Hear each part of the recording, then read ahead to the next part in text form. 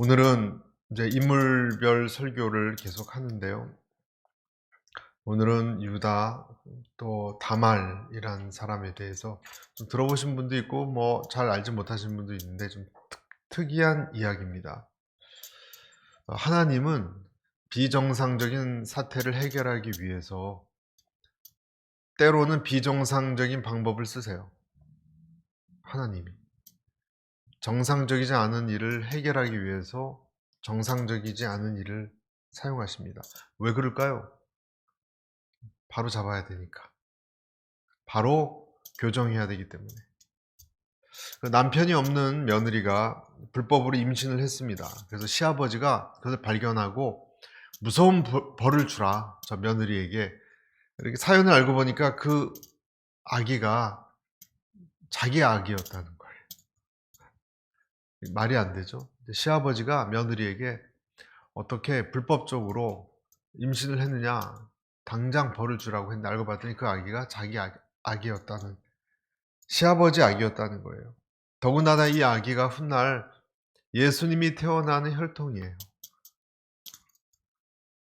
참 어처구니가 없지 않습니까? 어처구니가 없어요.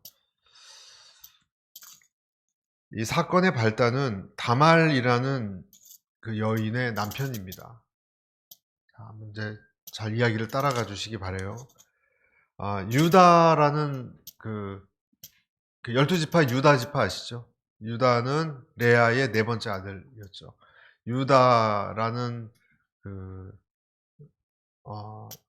사람이 아들을 낳거든요. 세 명의 아들을 낳는데 첫째 아들이 엘이라는 아들이에요. 그 엘이 일찍 죽었습니다. 맏아들이.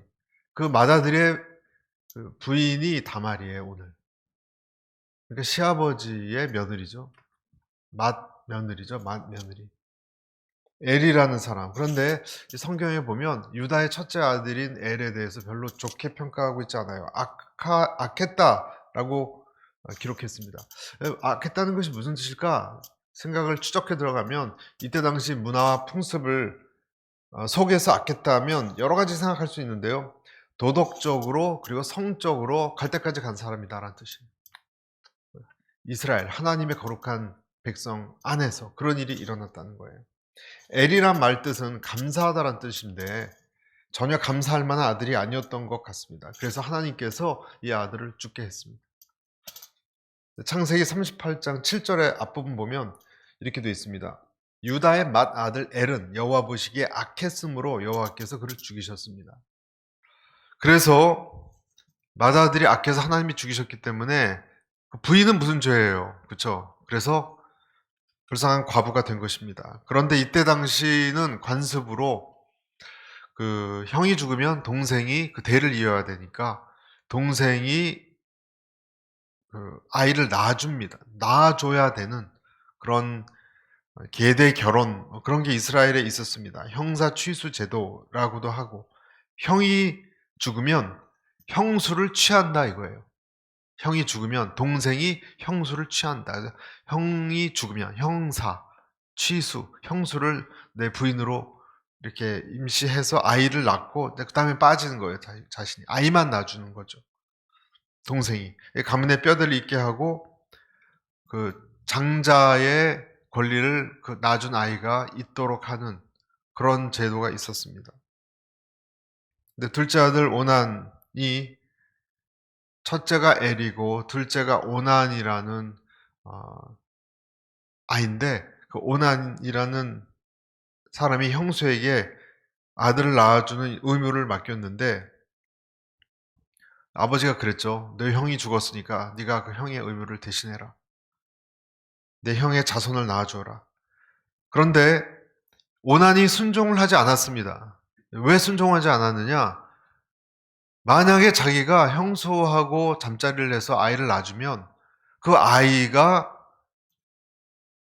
그 가문에 또 장자를 계속 이어가잖아요. 그러면 재산상의 손해가 엄청나요. 그러니까 자기는 애만 낳아주는 사람밖에 안 되는 거예요. 근데 만약에 계속 자식이 없으면 자기가 장자가 돼요. 그럼 재산이 2배가 넘습니다. 아버지한테 물려받을 재산이. 그러니까 재산의 욕심 때문에 형수와의 씨앗을 맺는 역할을 하지 않았습니다. 땅에다 사정하고 말았습니다. 수입이 줄어드니까. 그래서 하나님이 보시기에 이 땅에다 설정하는 것이 너무 이기적이고 악해서 그 사람도 죽였습니다. 둘째도 하나님이 데려가셨어요. 두 명의 아들이 다 죽고 나서 아버지 유다는 셋째가 있어요. 셋째. 셋째는 아직 어려요. 기다리라는 거예요. 장성할 때까지. 이 며느리 다말이란 며느리한테 친정에 가서 수절하고 좀 과부로 좀 살고 있다가 나중에 내가 부를 때 내가 부를 테니까 그렇게 하라고 했는데 사실 그때부터 까맣게 잊어버렸습니다. 유다가. 오늘 이 얘기의 배경이 그런 이야기입니다. 왜 생각해 봅니다. 왜 유다는 셋째 아들을 주지 않았을까? 오늘 주지 않았기 때문에 한참 기다리라 그래 놓고 소식이 없거든요. 그런데 어떤 면에서는 약간 그 의도가 의심이 가요. 그렇게 뭐 기억력이 나빠서 그럴 리는 없고. 아마 이런 이유가 아닐까 해요. 그 여인은 마가 낀 여인이다. 뭐 그런 거 있죠. 다 죽는다. 그러니까 불길한 여인이다. 그래서 안 주지 않았을까 추측하는 사람도 있습니다. 제일 나쁜 것은 무엇입니까? 제일 나쁜 것은 무고한 사람에게 고통을 주는 것이고 그 고통을 그 사람이 받는지 마는지 그냥 잊어버리는 것입니다. 그게 제일 나쁜 것 같아요. 당사자는 지금 피해를 보고 고통받고 있는데 그 고통을 준 사람은 잊어버렸어요. 오히려 문제의 원인은 어디에 있습니까? 유다 쪽에 있는데 그 며느리가 고통받고 억울한 사람을 만들고 있는 것입니다. 왜 문제가 결국은 거슬러 올라가면 유다라는 사람에게 있을까요? 유다가 도대체 어떤 사람이기에 훌륭한 사람이라고 우리는 알고 있지 않습니까? 유다는 잘 짚어보면요. 그 요셉을 팔아 넘기고 나서 그렇죠? 거기까지 우리는 알고 있어요. 요셉을 팔아 넘기고 나서 가나안 여인을 아내로 맞이했어요. 이스라엘에서 찾지 않고. 유다가 그 대단한 유다가 찬송함이라는 이름의 뜻을 가진 유다가 가나안 여인을 아내로 삼아서 아들 셋을 낳았던 거예요. 셋 중에 두 명이 지금 죽었죠. 유다예요. 맏아들에게 다말이라는 여인도 가나안 여인이에요. 다말도. 야곱 때까지만 해도 아브라함 후손으로는 이방인과 같이 섞여서 결혼하는 것을 엄격하게 규제했습니다. 그런데 이상하게 야곱의 아들들이 된 다음부터 유다부터 이렇게 다른 민족하고 결혼을 해서 원래 하나님 백성의 그 순수성을 다 지금 흐트러버리는 위험한 일이 일어나고 무너지기 시작했습니다. 여러분 이게 계속되면 어떻게 될까요? 이스라엘은 다 없어져 버리는 거예요. 그래서 하나님께서 애굽에 들어가게 하신 거예요. 하나님이 애굽에 다 들어가게 하신 것은 이들의 혈통도 보존하고 또 환란을 통해서 하나님께서 특별한 계획이 있으신 거겠지만 다 흩어져 버리면 하나님이 이들을 다 멸절할 수도 없고 큰일이 납니다. 그 대표적인 사람이 유다였다는 거예요. 기근을 불러일으켜서 애굽으로 우리가 알듯이 야곱의 자손들이 12지파가 다 애굽 들어갔잖아요. 요셉 때문에. 유다라는 사람은 과거에 보면 구덩이에 요셉을 사람들은 죽여버리자라고 할 때 구덩이에서 꺼내서 상인들에게 팔자라고 제안했던 사람이에요. 그 이유가 뭔지 잘 모르겠어요. 돈을 벌기 위해서인지 아니면 정말 불쌍한 자기 동생이니까 그래도 불쌍한 마음에서 그랬는지 잘 모르지만 유다의 인격은 굉장히 무정하고 강팍한 사람이었던 것 같습니다. 왜 그런가? 자기 아들이 지금 2명씩이나 하나님에게 심판당해서 죽었는데 애통해했다란 말이 한 번도 안 나와요. 아버지가 돼서. 유다는 자기하고 그동안 함께 살아온 그 며느리도 잘못을 저지르니까 불살라버리라고 얘기한 사람이에요. 굉장히 무서운 사람이에요. 매정하고. 여기서 하나님께서 우리에게 한 가지 깨달음을 주시는 것이 생각할 것이 있습니다. 그래서 하나님께서는 우리가 깨달을 때까지 때로는 심판을 멈추지 않으신다는 거예요. 하나님께서 우리가 깨달을 때까지 심판을 멈추지 않으세요. 그런데도 우리는 여러 그 어려움들이 있는데도 잘 돌아보지 못합니다. 그 대신 다른 사람을 탓하죠. 유다 행동을 보면 지금 아들도 죽고 2명이나 이런 지경이 됐는데도 양털 깎는, 우리가 읽었죠? 양털 깎는 큰 행사에 가서 이상한 행동을 하잖아요. 술 마시고. 정말 하나님의 백성의 한 멤버였는지 의심이 갈 정도예요. 아버지의 그런 행동이 있었기 때문에, 여러분, 아버지의 삶이 자식들에게 교과서입니다. 말을 따르지 않습니다. 아버지의 행동이 교과서예요. 그러니까 아들들이 그렇게 된 거예요. 그럼 원인이 누구에게 있는 거예요? 유다에게 있는 거예요. 아무리 야곱은 우리가 알죠? 야곱도 성격이 아주 속이길 좋아하고 꾀가 많고 자기중심적인 그런 사람이라도 자기 뿌리 이스라엘 가족 공동체를 떠나진 않았어요. 그러니까 라헬 리브가하고 결혼을 했죠. 그렇지만 유다 때부터는 완전히 차원이 달랐습니다. 타락한 문화에, 가나안 문화에 들어가서 걷잡을 수 없게끔 되었을 때 하나님께서 주신 경고예요. 여러분, 하나님 백성은 꼭 그래요. 소돔성에 들어간 롯도 그렇고요. 유다도 그렇고요. 가만 풀어주는 것 같다가 계속 회개하지 않으면 뭐가 옵니다. 거룩을 벗어난, 보호막을 계속 벗어나면 영적으로 죽어가기 때문에. 그런데 왜 유다는 그런 걸 잘 깨닫지 못했을까? 하나님의 심판을 깨닫지 못했어요. 유다는 빨리 깨달았어야 돼요. 왜 맏아들이 갑자기 죽었는지, 어떤 행동을 하고 다녔는지 여러분 한번 묵상을 했었어야 돼요. 내 아들이, 첫째 아들이 왜 죽었지? 하나님이 심판을 해서? 하나님을 다 믿는 시대니까. 그러면 생각을 했어야 돼요. 둘째 오난이라는 둘째 아들은 왜 그렇게 죽었지? 자기중심적으로 아까 형사 취수 그걸 해야 되는데 안 했으니까, 거부했으니까. 그러면은 그것을 조금만 생각해 보면 답이 나오지 않겠습니까? 한마디로 이때 당시의 가나안 문화는 딱 두 마디로 표현이 됩니다. 돈 그리고 성이에요. 돈 그리고 성. 두 가지가 팽배한 사회입니다. 그래서 이 오난이란 둘째는 나를 희생해서 형을 위해서 자식을 낳아준다라는 이런 희생하는 이런 개념은 관심조차 없었을 거예요. 거부감이 있었을 거예요. 아버지가 그런 걸 다 살폈어야 돼요. 아버지가 그런 자식을 놓고 혼쭐을 내야 돼요. 그런데 불쌍한 다말을 오히려 좋지 않게 여겨서 친정 아버지에게 보내고, 그리고 수절하고 살라 그러고 셋째가 장성할 때까지 기다리라고 명한 것입니다. 여러분, 못 깨달은 거예요. 그리고 잊어버렸잖아요. 하나님은 못 깨닫는 사람을 어떻게 하십니까? 그가 사랑하는 백성이기 때문에 옆구리를 찔러서라도 깜짝 놀라게 해서 제정신이 돌아오게 하십니다. 때로는 자식을 통해서 부모를 찔러요.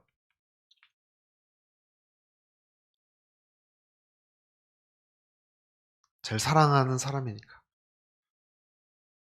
다 그렇다는 게 아닙니다. 그러나 그럴 때도 있습니다. 저와 여러분의 옆구리를 찌르신 것은 무엇일까요? 우리가 놓치고 있는 부분이 무엇일까요? 유다는 하나님의 공동체를 떠난 것이고 하나님을 잃어버렸다고 봐야 돼요. 그래서 음란한 문화 풍속에 들어갔고 형제들도 떠나게 하고 악하게 살았다는 것, 그것을 깊이 봤어야 돼요. 못 봤던 거예요. 하나님은 비정상적인 사태를 바로잡기 위해서 비정상적인 방법을 사용하십니다. 아까 말씀드렸다시피. 그래서 오늘 나온 것이 며느리 다말이 오늘 지어낸 꾀예요. 시아버지가 유다가 어느 날 딥나라는 지역에 양털 깎으러 올라왔다는 소식을 듣고 어떤 모종의 계획을 세웁니다. 며느리가. 시아버지가 딥나라는 곳에 간다. 큰 행사가 있으니까. 창녀를 변장해서 내가 시아버지를 유인해서 그 시아버지의 씨를 받겠다는 거예요. 이것이 지금 다말이 계획했던 계획이었습니다.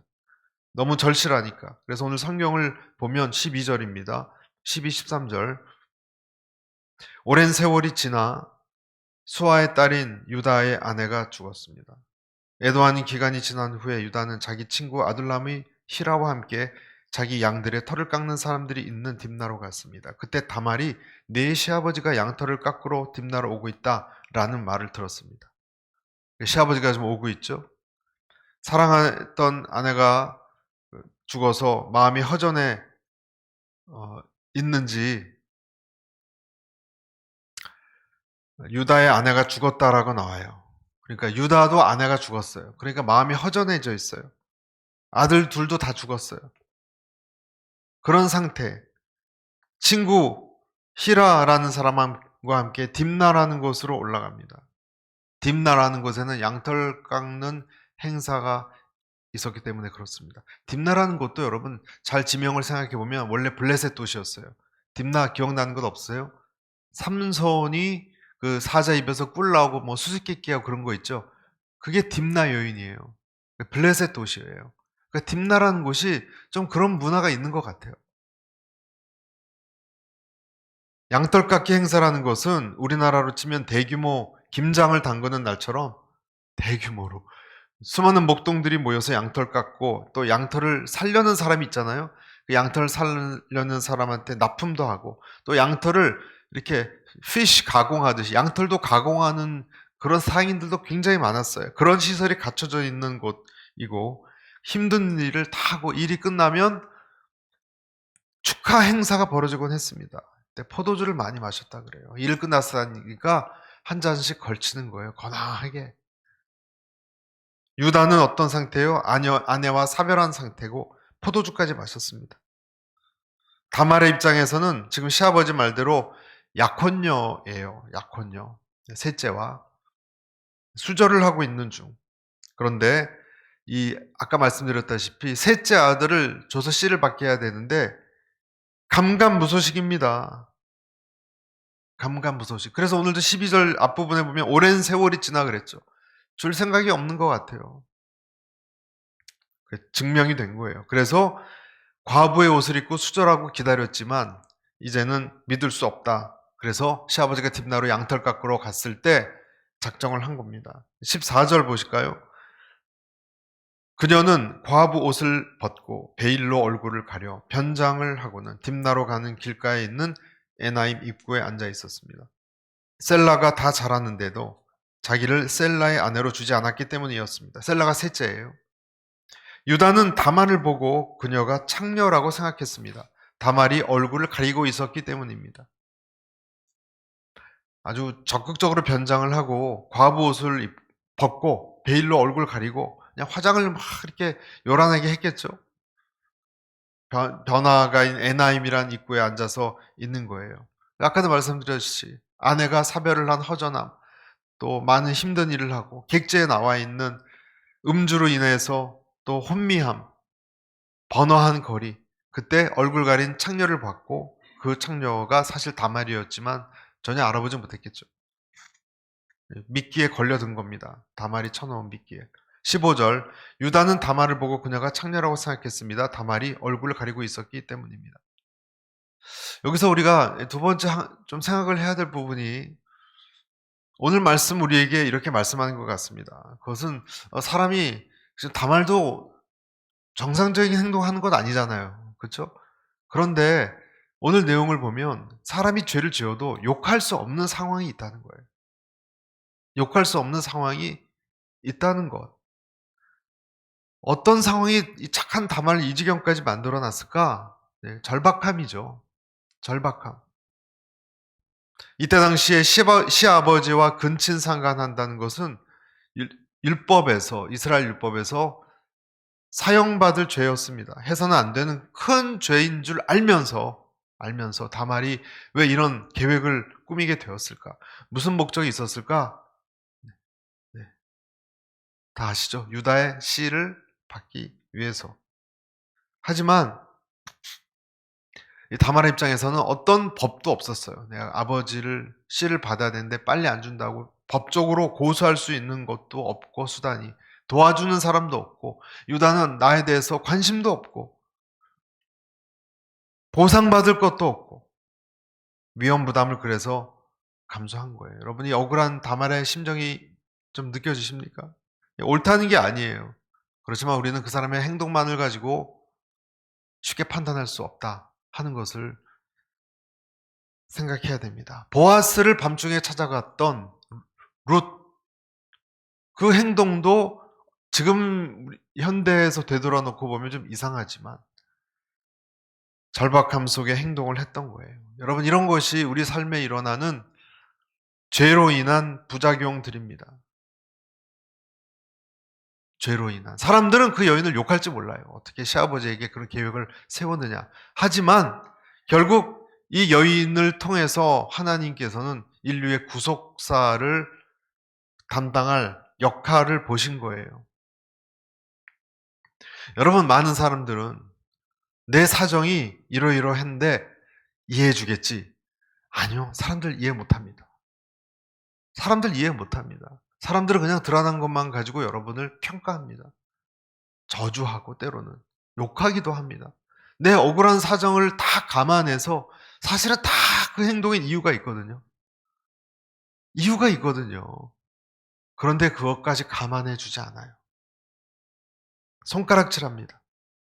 그래서 그 미국의 유명한 책 있잖아요. 위대한 개츠비라는 그 소설의 첫 문장이 많은 사람들에게 회자가 되죠. 뭐라고 써 있습니까? 첫 문장이에요. 어리고 세상 물정 모르던 시절 아버지께서 내게 충고를 한마디 해주셨다. 그때 이후 나는 그 충고의 의미에 대해 곰곰이 생각해 보았다. 누구를 비판하고 싶으면 언제나 세상 사람들이 다 너만큼 혜택을 받고 산 것은 아니라는 사실을 꼭 명심해라. 내가 누군가를 욕하고 싶으면 이 세상 많은 사람들이 너처럼 그렇게 훌륭한 곳에서 이렇게 잘 배부르게 자란 것이 아니다라는 걸 기억해라 라는 뜻이죠. 너만큼 혜택받지 못한 사람이 이 세상에 많지 않다라는 걸 기억하라는 거예요. 함부로 판단하지 마라. 우리에게도 주는 어떤 메시지예요. 여러분, 우리도 함부로 사람을 판단하지 말아야 돼요. 아멘입니까, 여러분? 함부로 판단. 장발장 이야기 아시잖아요. 장발장을 죽어라고 잡으러 다녔던 자베르라는 경감이 있었죠.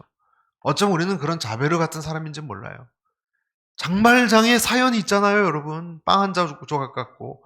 그런데 무조건 죄인이라고 그 사람을 몰아붙이고 감옥에 데리고 가려고 또 잡으려고 그러고.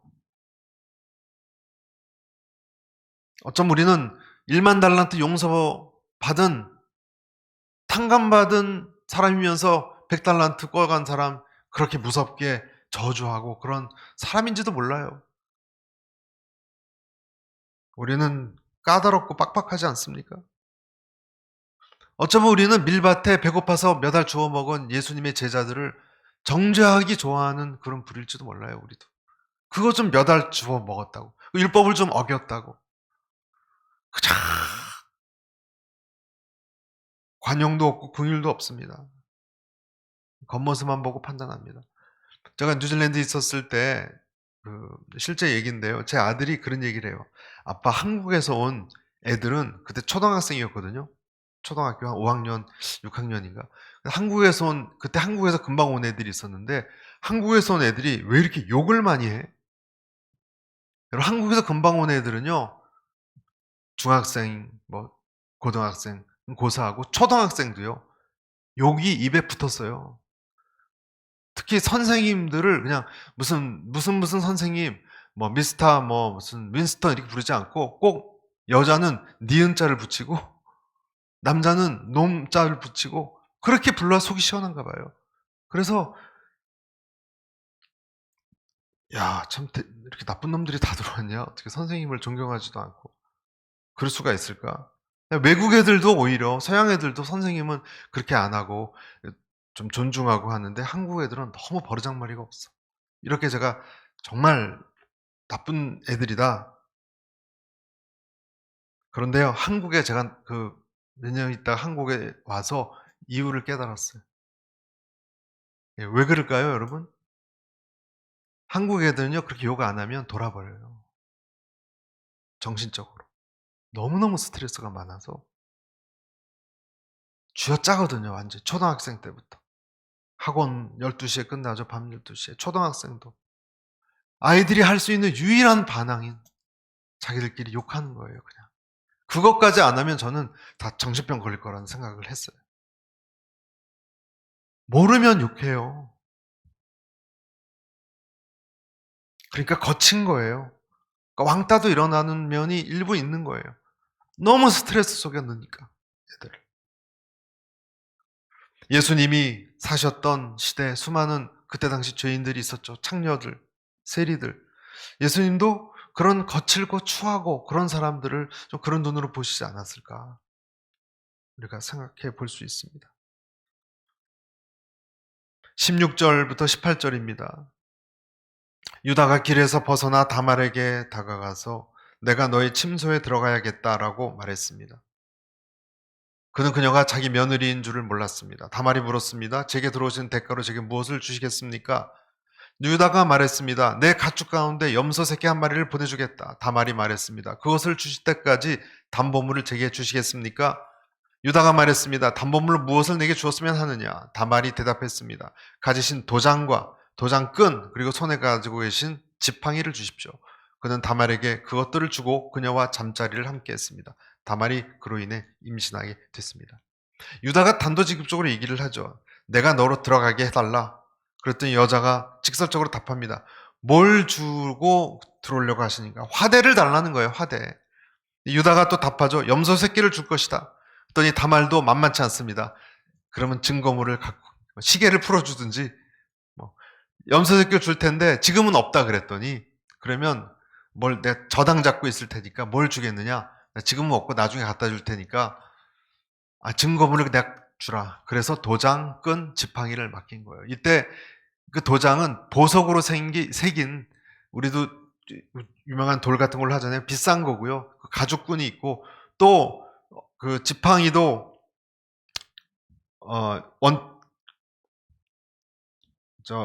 짐승을 몰거나 무기처럼 쓰는 지팡이도 필요한 것인데 그것까지 요구한 거예요. 다 값어치가 나가고 더 중요한 것은 이게 누구 거라는 것이 확실한 거예요. 이 세 가지만 가지고 있으면.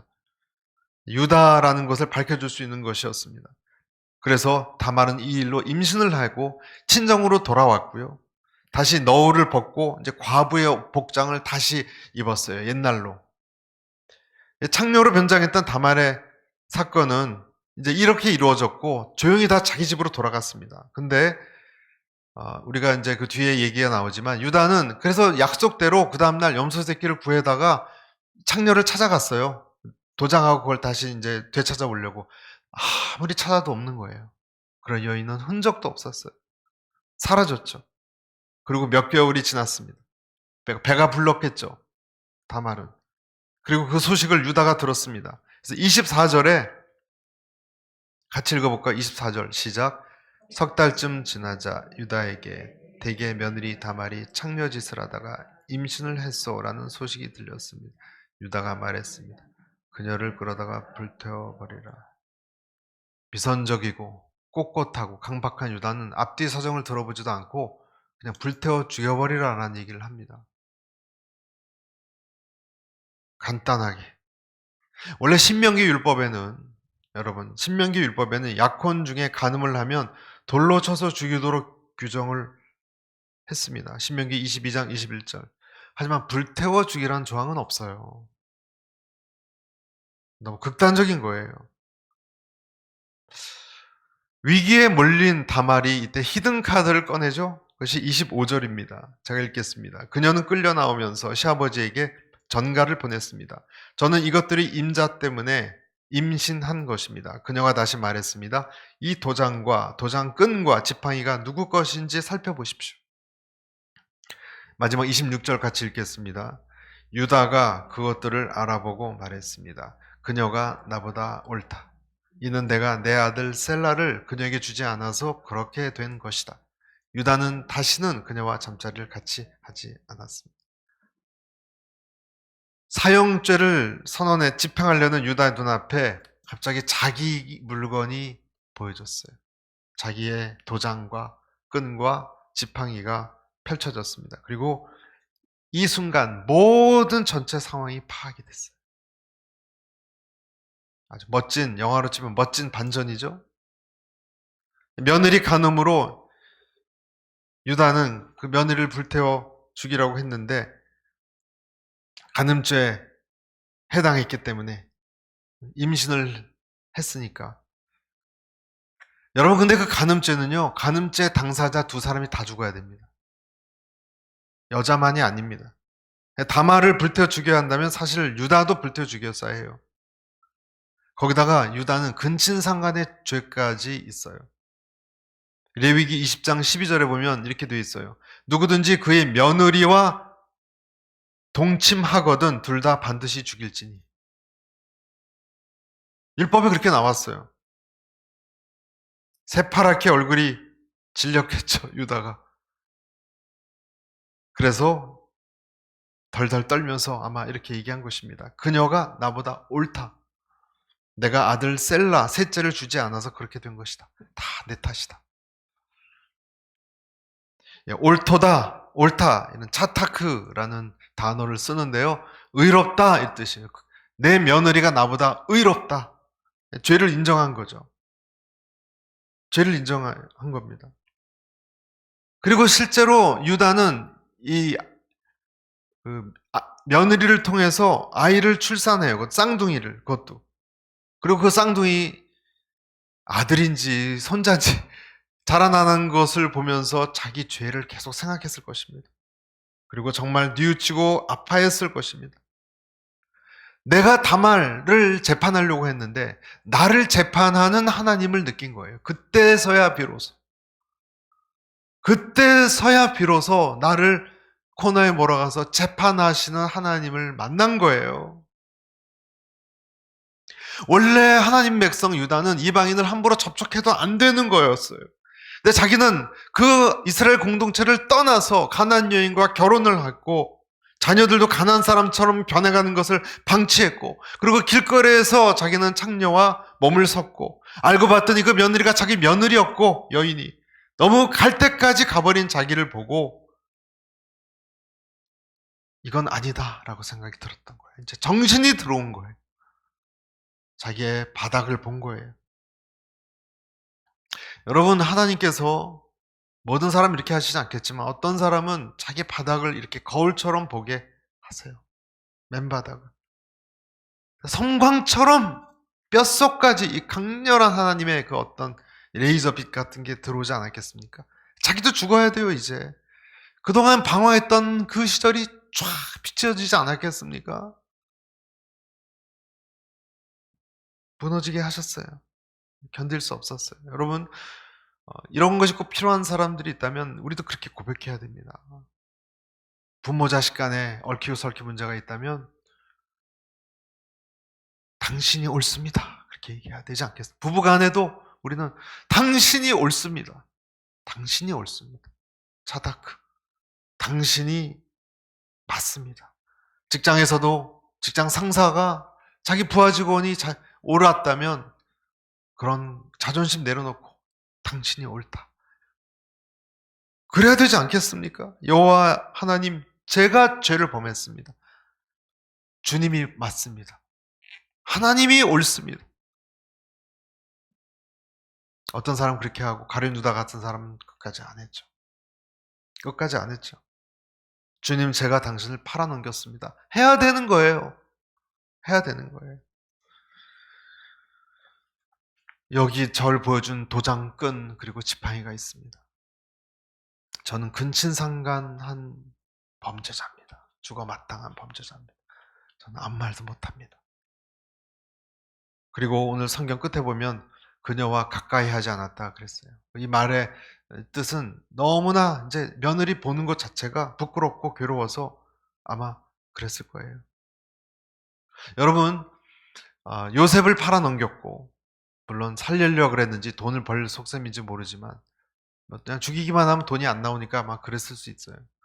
그런 유다, 그리고 가나안 문화에 들어간 아들 둘이 잃어버려도 눈 하나 깜짝하지 않았던 잘못을 저지른 며느리를 불태워 죽이라고 했던 그 유다가 나중에 어떻게 바뀌었는지 아세요? 이 사건 이후로 어떻게 바뀌었는지 아세요? 창세기 44장에 들어가면 이런 말씀이 있어요. 그러니 제발 이 아이 대신 이 종이 내 주의 종으로 여기 남게 하시고 이 아이는 자기 형들과 함께 고향으로 돌아가게 해주십시오. 이 아이와 함께 하지 않는다면 제가 어떻게 제 아버지께 돌아갈 수 있겠습니까? 그럴 수 없습니다. 저는 제 아버지께서 불행한 일을 당하시는 것을 참아 볼 수가 없습니다. 여러분이 어떤 상황이냐면 그 요셉이 무서운 총리 아직 자기 동생인지 모르는 나중에 애굽에 붙잡혔을 때 아시죠? 그 사건. 그때 유다가 자기 목숨을 걸어요. 베냐민을 풀어주고 나를 여기 그래요. 당신 말대로 우리가 다 스파이입니다. 간첩입니다. 내가 여기 잡혀있게 해주시고 내 목을 치시라고 안 돌아오면 대신 이 막내 베냐민은 풀어주라고. 우리 아버지 돌아가신다고 저러시다가 대신 자기가 베냐민 대신 노예가 되겠다고 자청한 거예요. 유다가 바뀌었어요. 아버지가 더 이상은 막내 아들 때문에 고통다. 요셉도 죽었는데 베냐민도 안 됐다고. 이런 모습은 일찍이 없었습니다. 다말을 볼까요? 다말도요, 희한해요. 다말은 수절하라는 유다 명령을 거절할 수 있었고요. 개가할 수 있었어요. 그냥 가나안 세상으로 돌아가서 이스라엘하고 연을 끊고 개가할 수도 있었어요. 가나안 여인들은 이 당시 다 그렇게 했습니다. 그러니까 우리가 다말의 행동을 잘 이해하기 힘든 이유예요. 어떤 면에선. 왜 그랬을까? 롯과 비슷해요. 다말도 믿음이 들어온 거예요. 그래서 나도 하나님의 조상 야곱과 이삭과 아브라함의 하나님에 대해서 뭔가 거룩한 자성, 거룩한 씨를 갖고 싶다는 생각을 했을 것입니다. 그 생각이 있으니까 통로로 쓰셨겠죠. 그래서 유다의 씨에 집착하게 된 것으로 우리가 추측할 수 있습니다. 하나님의 섭리는 무엇입니까? 하나님의 섭리는 이렇게 말도 안 되는 사람을 통해서 말도 안 되는 사람을 통해서 어떻게 보면 혈통도 다른 다말을 통해서 이런 상황에 그것도 시아버지의 씨를 받은 며느리를 통해서 예수님의 핏줄까지 나온 거예요. 할렐루야. 사람들의 행동이 추하고 더럽고 그런 게 어디 있습니까? 하나님에게는 그런 것이 중요하지 않고 그가 하나님에 대한 믿음이 있느냐를 보시는 거예요. 하나님의 의지는 우리의 추함보다 강하십니다. 그래서 오늘 말씀을 마치겠습니다. 유다와 이 다말의 이야기는 우리에게 무엇을 말해주고 있는가? 세 가지를 제가 짚어드렸습니다. 첫째는 유다와 같은 풍습, 이 세상 풍습에 젖어 들어간 우리에게 일침을 놓는 경고의 말씀이에요. 조심해라 라는 거예요. 그리고 두 번째는 사람 함부로 판단하지 말아라. 사람 함부로 판단하지 말아라. 쉽게 판단하지 말아라. 하나님은 그 동기까지 살피시지만 우리는 동기를 알 수가 없잖아요. 행동만 보지. 그리고 세 번째, 너 자신의 모습을 보고 내가 옳도다 뉘우치라. 그런 사람을 하나님은 가장 또 위대하게 쓰셨습니다. 유다를. 가장 강력한 지파가 되게 하셨습니다. 그래서 주시라고 이름이 나온 거예요, 지금. 주시. 그런 축복이 있는 저와 여러분 되시길 간절히 바랍니다.